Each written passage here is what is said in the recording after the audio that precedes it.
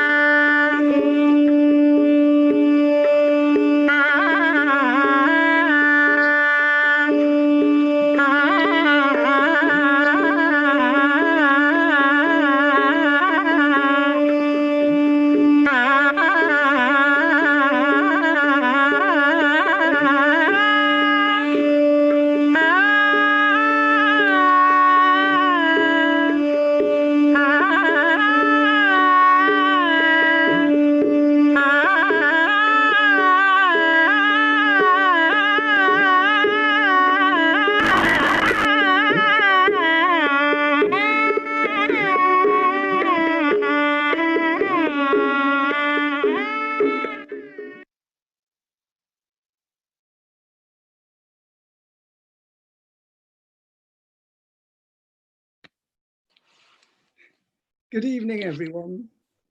Let's all together raise our Kundalini and put on a bandhan.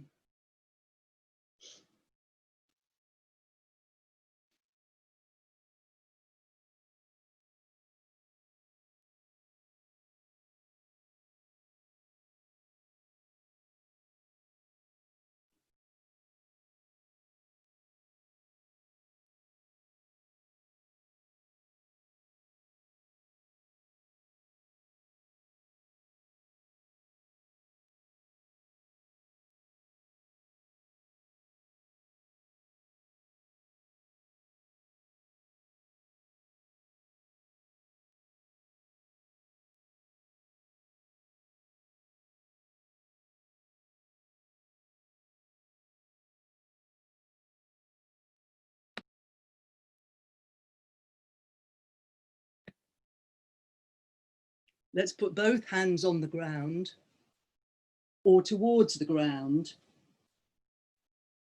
and just be very aware of the connection between us and the chair or the floor that we're sitting on.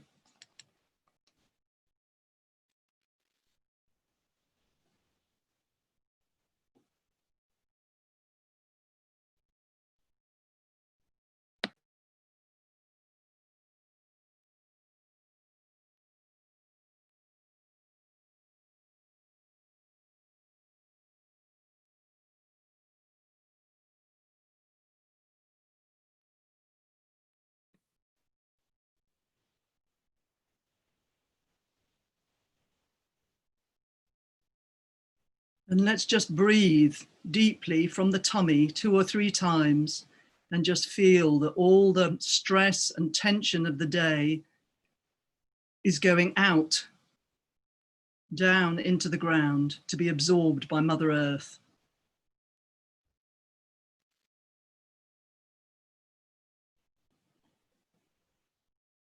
And let's have a feeling of being pleasantly disposed towards ourselves.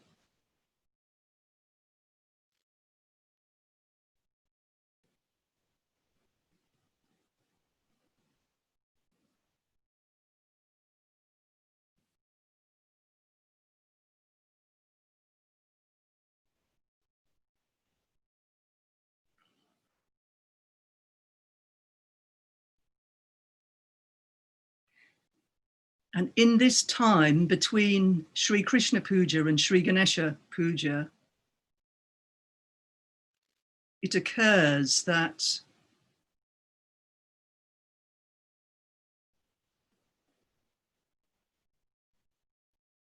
we can move forward, we can move Sahaja Yoga forward, we can move ourselves forward through our sincerity. Because the world is in a bit of a state and we are not perfect. And that is, the fact that we're not perfect is completely okay. But we can be honest, at least with ourselves. And this is what seemed important between these 2 pujas, because that's the innocence of little children. And that's the detachment of Sri Krishna, to be able to see ourselves like taking an inventory of somebody, but that somebody happens to be ourselves. But with complete compassion and love, because we are human after all.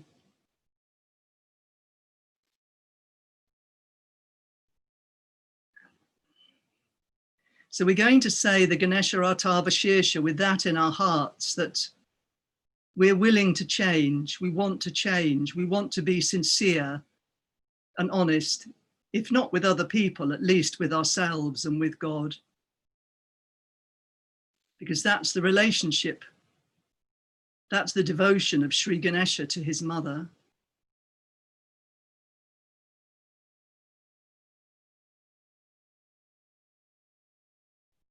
So I'm going to read the translation first in English, so we know what we're saying. Amen. Obeisance to Ganapati. You are the manifest primordial principle. You alone are the doer. You alone are the supporter of the universe. You alone are the destroyer. You are verily the all-pervading Supreme Spirit. You are the manifest eternal self, the Atma. I say what I feel to be right. I speak what is true. Please protect me. Protect the one who utters your name. Protect the one who hears your name. The one who gives, the one who receives, the master and the disciple. Protect me from the west, from the east, from the north, from the south, from above and from below. Please protect me from all directions. You are the spoken and the literary word. You are complete vibrations, Chaitanya. You are complete bliss. You are complete Brahman. You are absolute truth, awareness and bliss. You are the manifest Brahman. You are the knowledge of the sciences and of the highest truth. All of creation originates from you. All of creation exists because of you. All of creation dissolves into you. All of creation returns to you. You are earth, water, fire, air, and ether. You are the four parts of speech. You are beyond sattva, raja, and tama gunas. You are beyond the gross, subtle, and causal bodies. You are beyond the past, present, and future. You always reside at the Muladhara chakra. The three Shakti powers are within you. Yogis constantly meditate upon you. You are Brahma, you are Vishnu, you are Shiva, you are Indra, you are fire, you are the wind, you are the sun, you are the moon. You are the supreme spirit that pervades the earth, heaven, and Omkara. First utter the first letter of G, Gana, followed by the first letter of the alphabet A, and finally the nasal sound M. The letter G is crowned by the dotted half moon symbol, as in Om. This is the true form of your mantra. The sound G is the first form, the vowel R is the middle form, and the nasal sound M is the last form, ending with the dot of the nasal sound on top. These combined sounds follow the grammatical rules known as Samdi. This is the knowledge of Sri Ganesha. Sage Ganaka is the author. The meter is mixed Gayatri. Ganapati is the deity. Om, Gan, obeisance to Ganapati. We know the god with one tusk. We meditate upon the god with the curled up trunk. May the god with one tusk enlighten us. You have one tusk and four arms. With the upper right hand you wield the noose. With the upper left the ankusha, the elephant goad. With the lower right you wield a tusk, and with the lower left you give blessing. A mouse is your emblem. You are red in complexion, you have a large belly and ears like winnowing fans. You wear red clothes.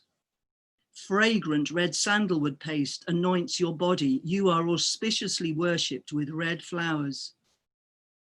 You are ever compassionate to your devotees. You are the imperishable origin of the world. You manifest before creation. You are beyond the supreme Prakriti, the creative energy of Sri Adi Shakti, and Purusha, primordial spirit of Sri Sadashiva. In this way, the one who meditates upon you, Sri Ganesh, is the greatest of yogis. Obeisance to the Lord of the Virata. Obeisance to Ganapati. Obeisance to the Lord of the Pramata, Sri Shiva's Ganas. Obeisance to the big-bellied one with one tusk, the destroyer of obstacles, the son of Sri Shiva, the embodiment of the giver of prosperity and boons. We bow to you. Sakshat Shri Adi Shakti Mataji Shri Nirmala Devi Namo Namaha.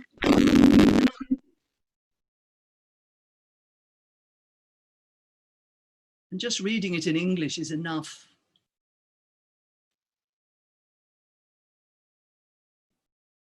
We can just together 4 times say Om. But the more important thing is to really know in every particle of our being that this is what we are. If we accept Sri Ganesh into ourselves in every particle of our being. So we say Om 4 times.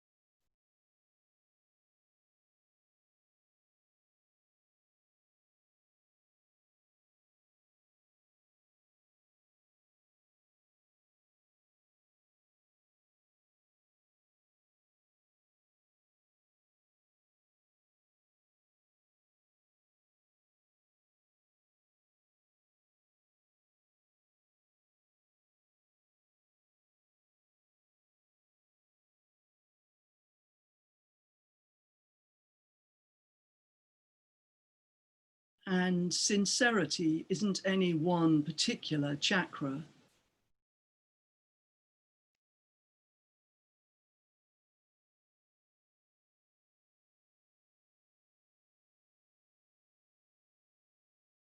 But it just feels really important at this point in time. And between these 2 pujas,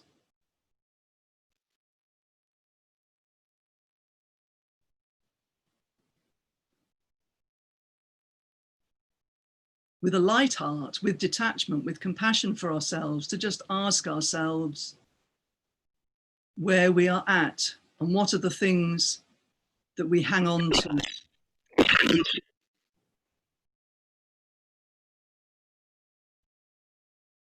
That we can't let go of.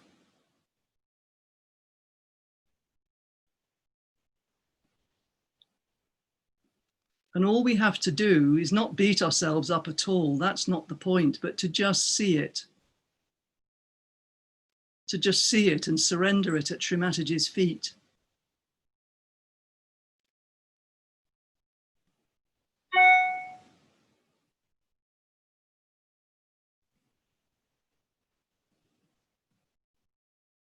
Like we can just ask ourselves, do we try and control others a little bit because we want things to be perfect?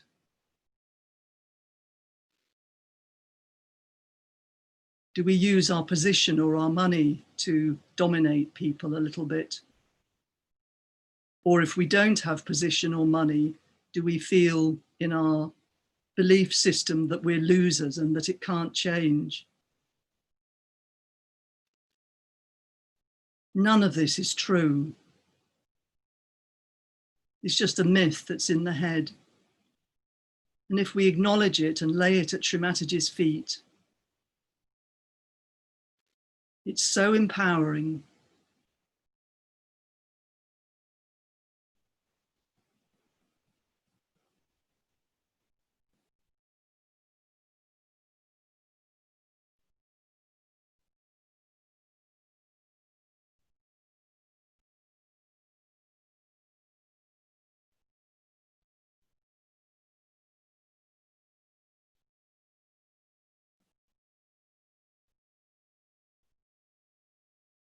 If we have ego and we think we're better than others, we can just privately acknowledge it to ourselves and laugh with Srimataji about it and ask that we can change.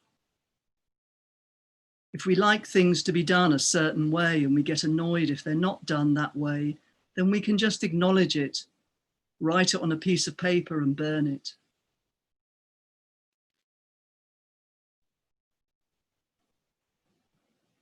But let's all take a vow that we won't look at others and what's wrong with them.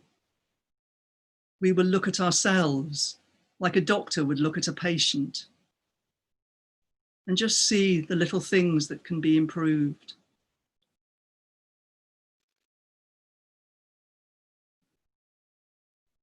Like little children who always want to please, we want to please our mother.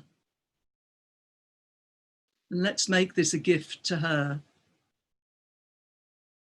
for this Ganesha Puja. And now, with this in our hearts, we're going to listen to half an hour of a talk that Srimataji gave in 1993.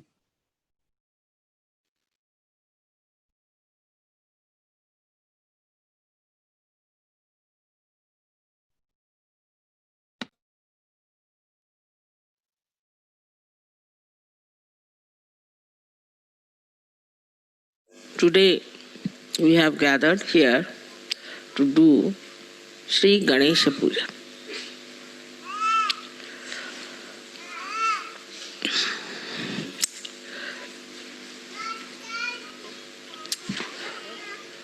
The first deity that was created by the Adi Shakti was Sri Ganesh. Because it was necessary first to create the deity of principles. The deity of principle in the sense that whatever is created, whatever is there, has called bhava, whatever has been so created, up to human level, everything had to be through the implanted mechanism of energy. Otherwise, nothing could have been created.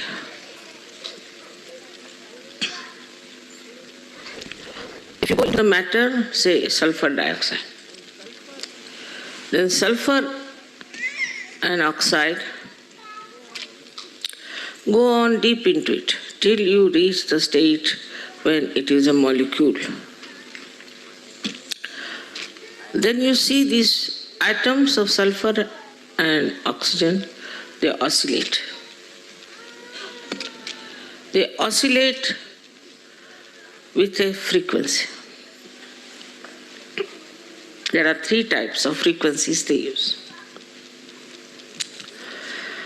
Now imagine in the molecule, think of it. In the molecule of a substance, there is an energy which is active. Now one may say that why should be in matter there is energy? One can ask a question, why there should be energy in matter?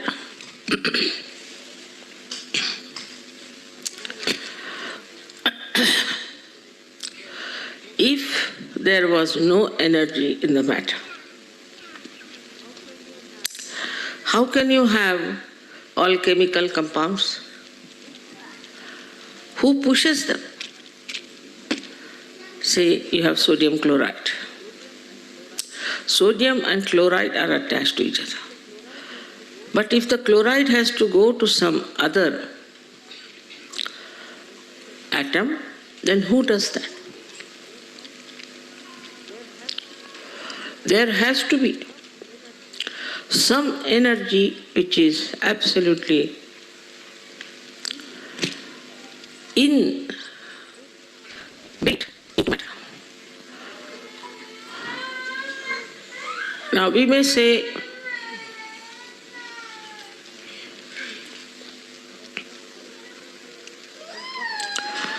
that what about water? You know, water has energy. That's how we have hydrostatics. Even coal, even stones, all of them have got energy within themselves. And it is all controlled by the principle of Sri Ganesh.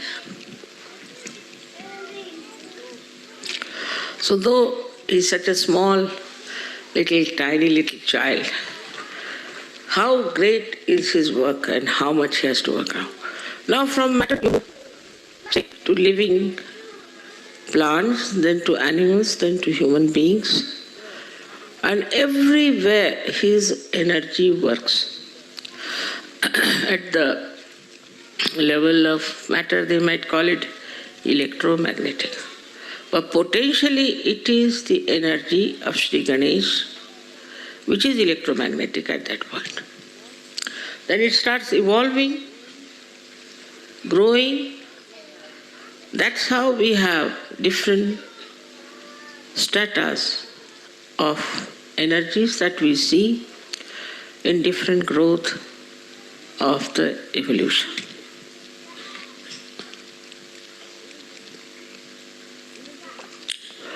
In the human being, it exists, as you know, as auspiciousness, as beauty, mainly the innocence. So the power of innocence is such a guiding factor. There's a difference between ignorance and innocence. If you are innocent, then to you, nothing is important except for love. For an innocent person who is not conditioned, who is not egoistical, who is not so-called mature, it is the love that it understands. It doesn't care for any wealth, any power, anything. But the love that it can feel, the pure love of a person. Innocent person has no understanding of gaining anything out of the love he receives or he gives. No sense at all. Innocence is the basis of all the dharmas. If you have no innocence, you cannot follow dharma. Because if you are dharmic, it is maybe a mental attitude, maybe because you are born in a religion, because somebody has told you about it. It's going to be very superficial. Unless and until it is embedded in the quality of innocence, dharma has no meaning. In that state, you are dharmic. You are beyond any thinking about it, of any deductions about it, but you are dharmic. You cannot be a dharmic. You cannot be. As if the manifestation of innocence is morality. Once Sri Ganesha is awakened, I hope he has been awakened in all of you. And if you respect him, just respect him, then automatically you develop a sense of morality. I don't have to tell you. I don't have to explain to you. You just become moral. People who have seen you are quite amazed and said that, how is it that their eyes are fixed, so innocent, without any lust and greed? Is the light of Sri Ganesha from the back agya, front agya, is Jesus Christ, who is the manifestation of Sri Ganesha. It is impossible for Western mind to understand that Jesus Christ was purity. They can't understand. And they have criticized him and said horrible things against him. Somehow he is forgiving them. But one thing about Sri Ganesha is that he worships his mother. Motherhood is very important. Motherhood in the women, motherhood in the father, and also in the children, has to be accepted as the mainstay of family life and society. The ordinary life of a human being, very simple, innocent, simple people, revolves around the mother. It revolves. But the mothers have to be mothers. As Sri Ganesha is so much surrendered to his mother, and who is his mother is Adishakti. He does not know anybody else, just knows his mother. This is extremely important in surgery. As we say, there is immoral human beings. They are doing immoral things. Because they are committing sin against the Adishakti. Committing sin against Ganesha. It may be forgiven, but committing sin against the Adishakti, it encompasses a very big area where we start seeing how we are committing the sin against the Adishakti, which ultimately Sri Ganesha punishes, ultimately. Actually, the Adishakti doesn't punish anyone, it only punish them.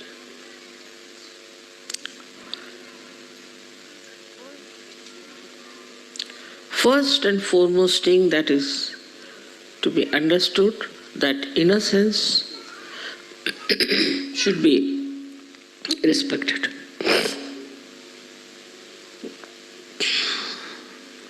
Looked after, nourished, and protected. That's why I'm very particular about the children. Children should not be exposed to the public. We should not try to make photographs out of our children and expose them in a newspaper or give them advertisement or anything. It's a very wrong idea to expose your children.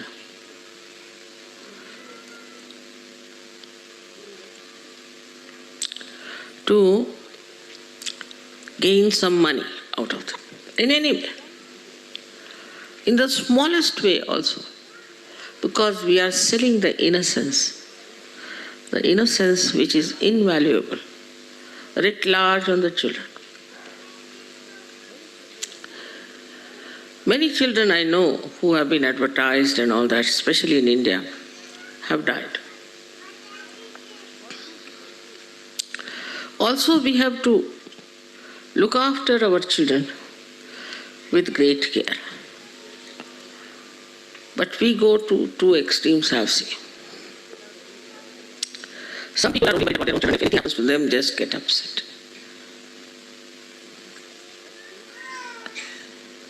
That means you are respecting your child because he's your child.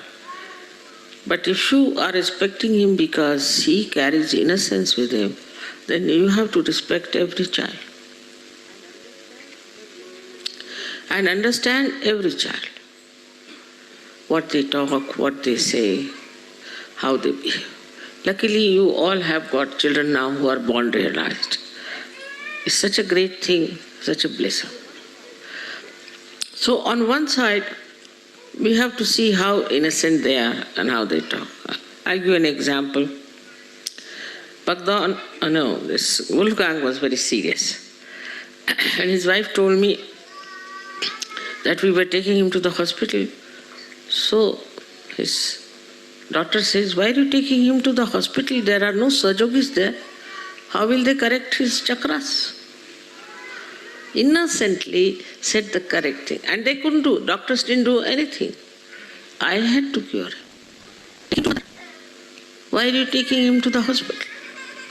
They see the right point and say the right thing because they're innocent, and innocence means they have pure attention.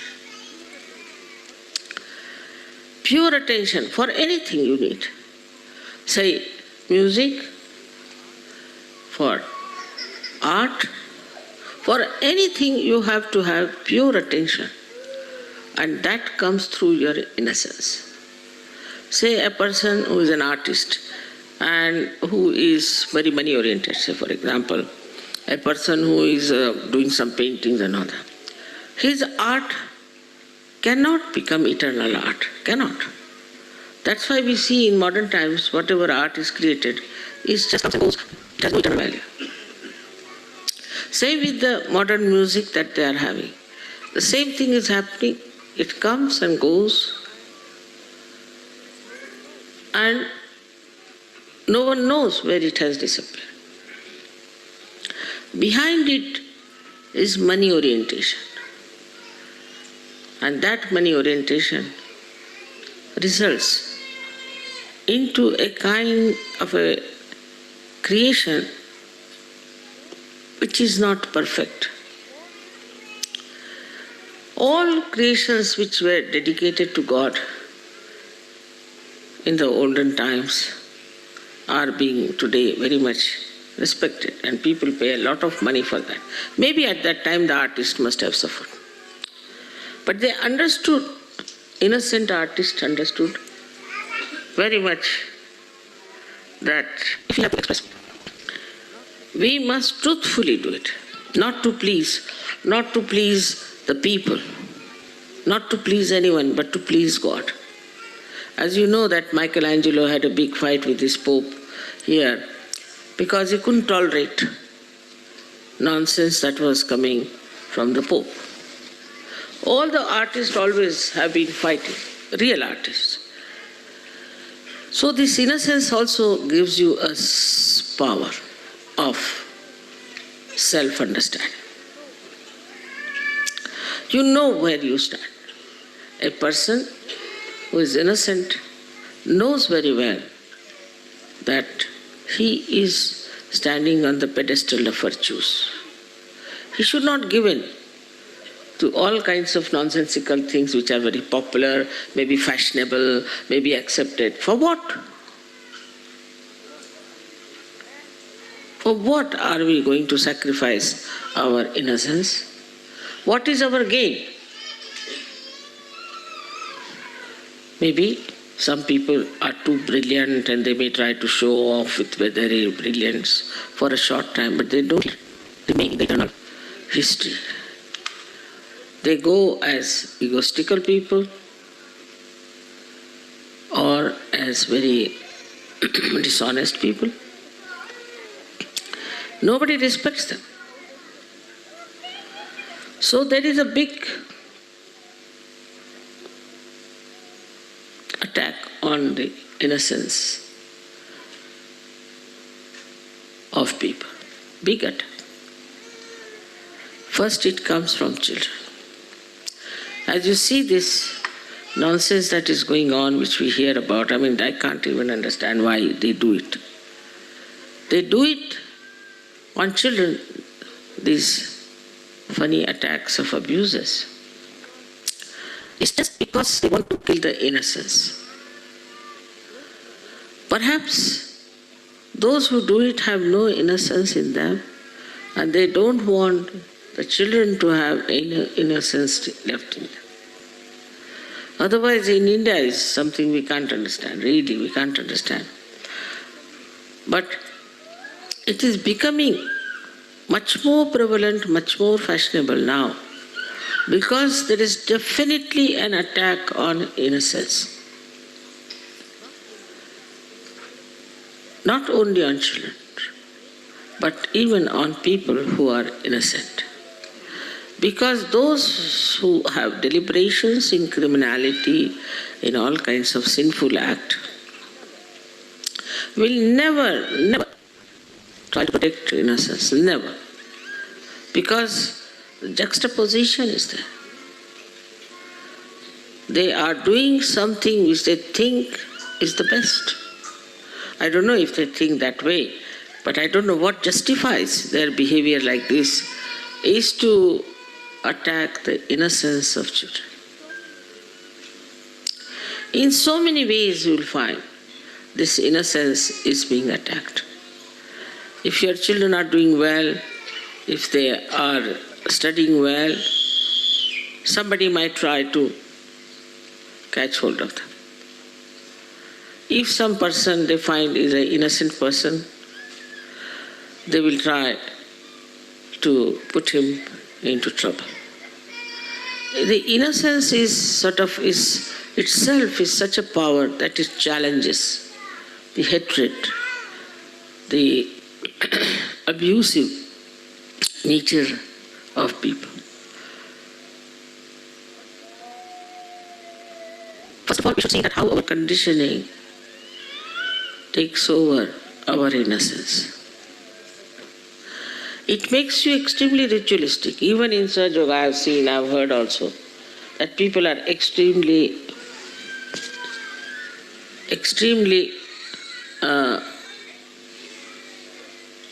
Sean, where is it?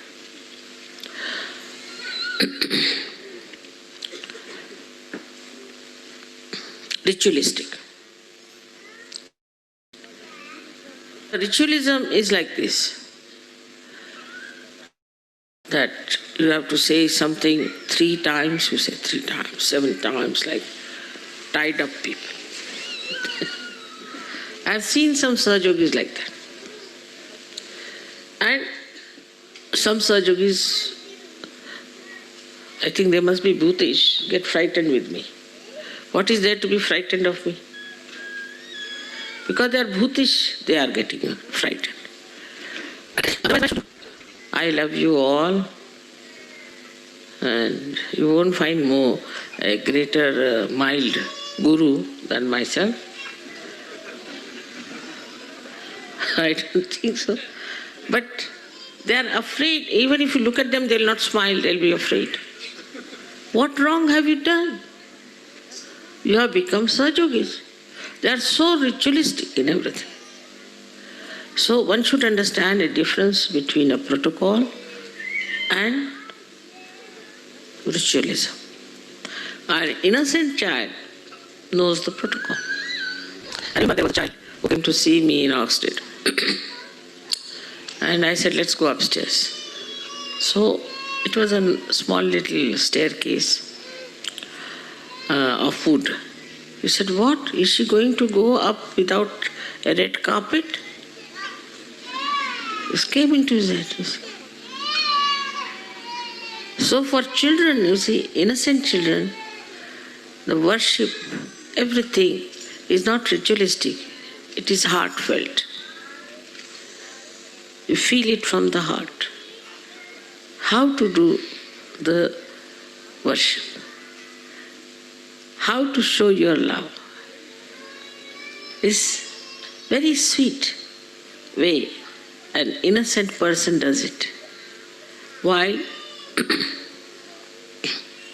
a person who is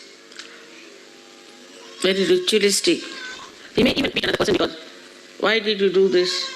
You should not have put camphor in it. Why did you put the camphor? So it's very wrong. There's nothing wrong. If you do it with your heart, with your open heart, innocently, anything is all right. It is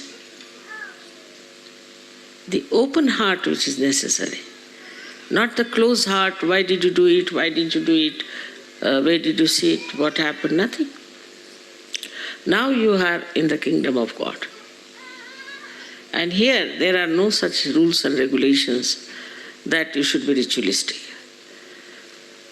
But everything has a double style. Now I say you need not be ritualistic.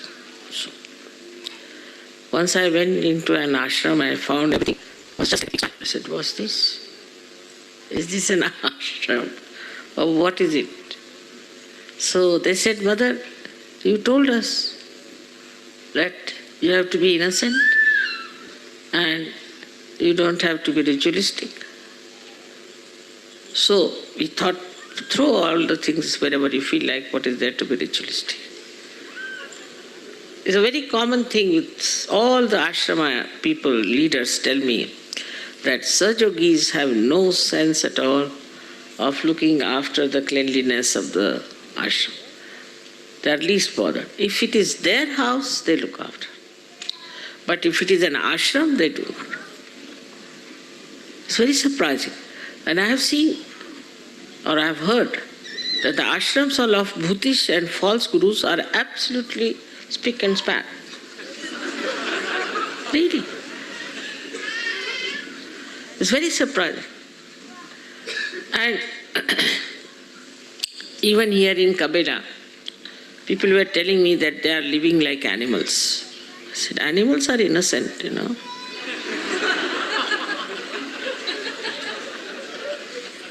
You go into a jungle, now I don't know, we are going to into a jungle. You will have no smell, no horrid things to see, nothing. It's very clean, spick and span, all the time. But you put one human being, you will immediately know there has been a human being. They have their own systems of keeping things clean. Even the tiger, who is an innocent thing, up to animal stage you are innocent. He has his own styles. I don't know if you know about a tiger or not, but a tiger has to eat after all. He's supposed to only eat animals, he doesn't eat grass. What to do? He's not a vegetarian. God has made him like that. So he accepts. Now he goes and kills the cow or anything. Then he leaves his kill there for the blood to ooze out. Nobody will touch that, nobody.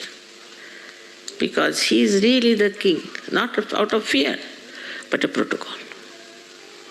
Then next day he goes, he eats, then his family eats and all that, then finished for the whole month. They come out. Then the lower animals start going there. Like you have, I don't know what you call them. Chitte kya bolte ho? I miss in English. I don't know if they have leopards. Leopards and all these animals come out. And they start eating. Then even lower and lower till the birds. Still the crow, they stay back. Last are crows. Can you imagine? Such a system there. They go all the way from Siberia to Australia. How do they manage? Think of it. What gives them direction is innocence. And the innocence is magnet. It's a magnet. Actually, it's a magnet. In a human being, you do not find a magnet because it has now evolved so much, but it starts just like a magnet. So they know which is north, which is south, east and west. Even if you find and put a mark on it. It goes to the place from where it has come. How does it find? Its own way. Is the innocence is like a magnet, acts like a magnet. Even in the fishes. Just imagine how fishes have direction. We don't have. Human beings can be lost. Many times I am lost with so many drivers I've had.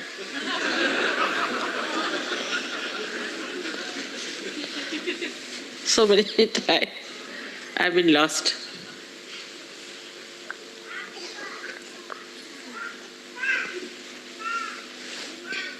But animals never. If you take a dog and you want a dog, leave him about, say, 50 miles away, he'll come back. How does he find the way?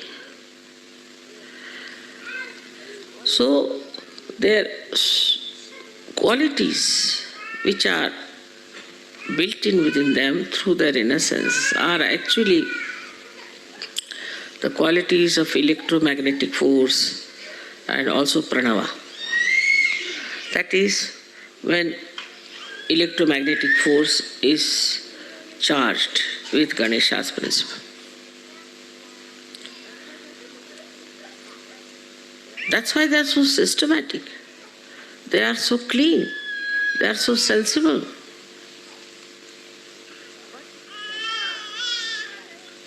But they are not ritualistic. They are not ritualistic.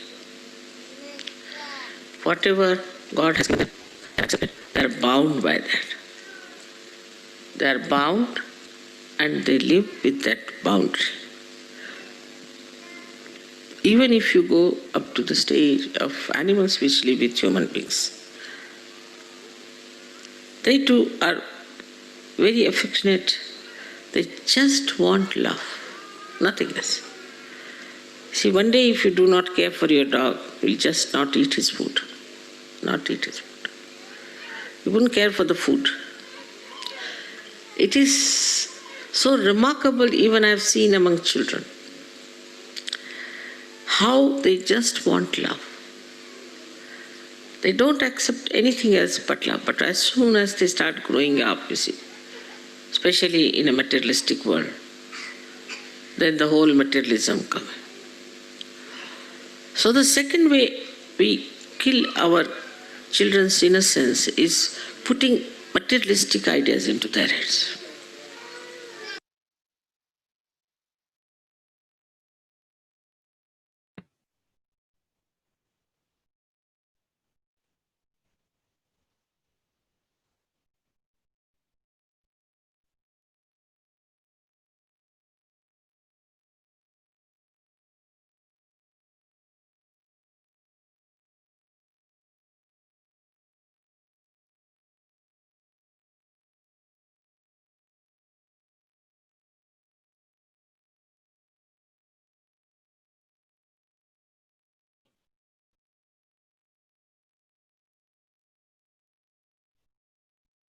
There's nothing to do but let the innocence of Sri Ganesh permeate our beings.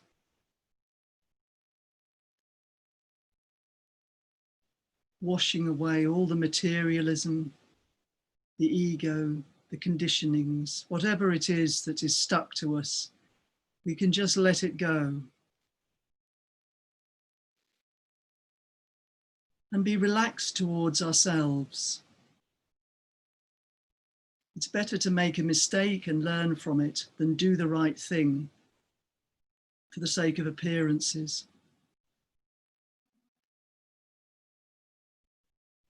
Let that sincerity of Sri Ganesh permeate every fibre of our beings.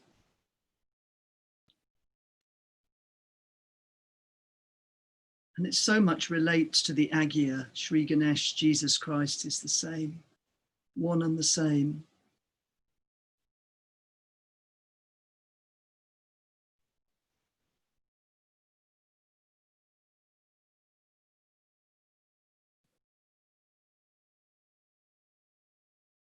So hopefully now we're all thoughtless. And we're going to listen to a beautiful combination of Ave Maria and Allahu Akbar.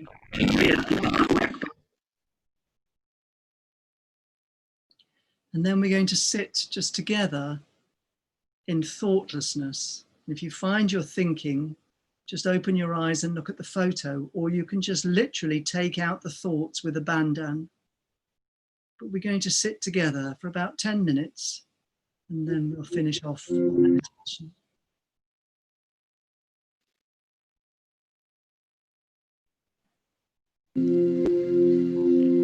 Allahu Ekber, Allahu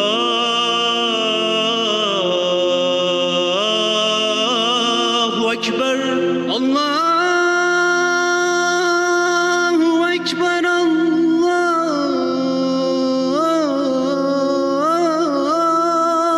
Ekber. Eşhedü en la ilahe illallah. أشهد أن لا إله إلا الله.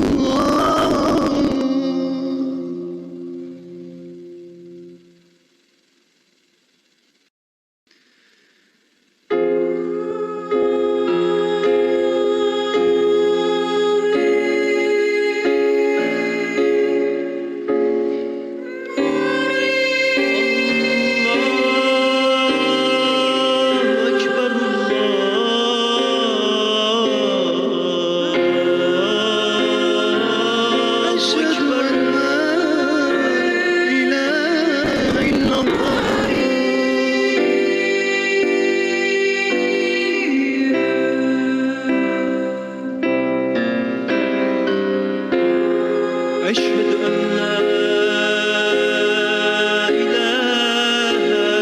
إلا الله.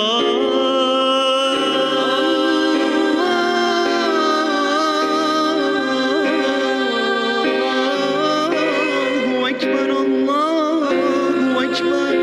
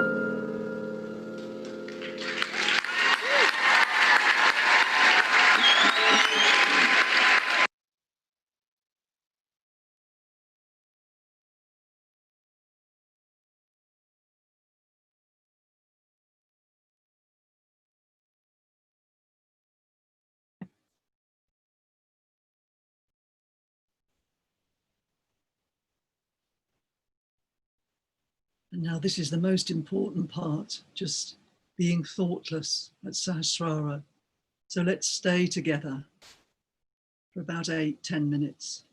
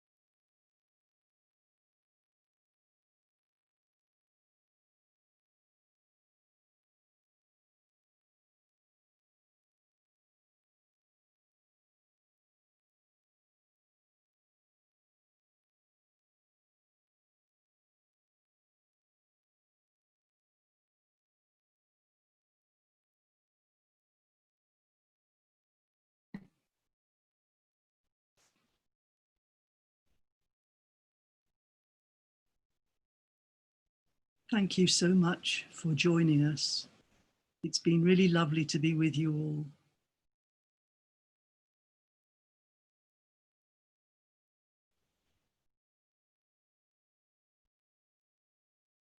We can raise our Kundalini, put on a bandhan, or we can stay a bit longer and listen to two beautiful songs, the Lord's Prayer in Aramaic and a song written or taken from a poem written by William Blake, Jerusalem's Wall, Golden Thread.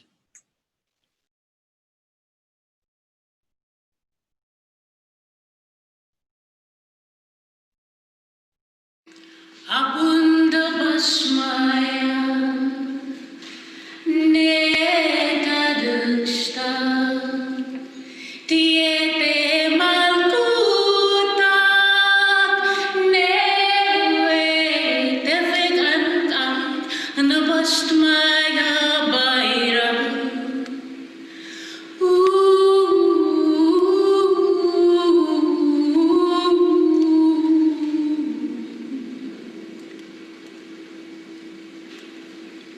Avalan lama dusuknani yamna Washpokran halvan waikuta Aikana dafnan jokna aiban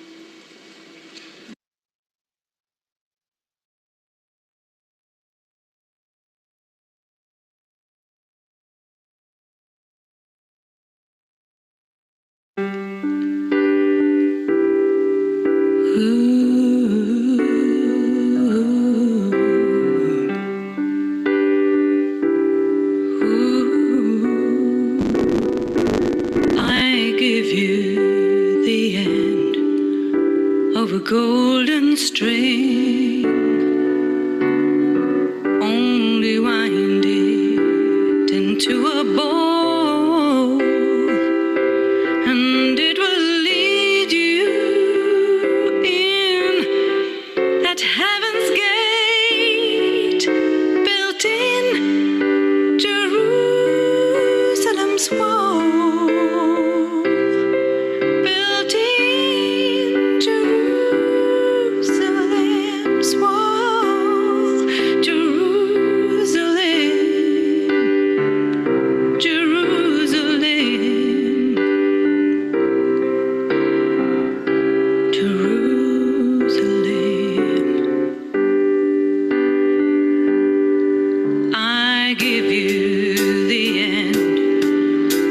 of a golden string. Only one.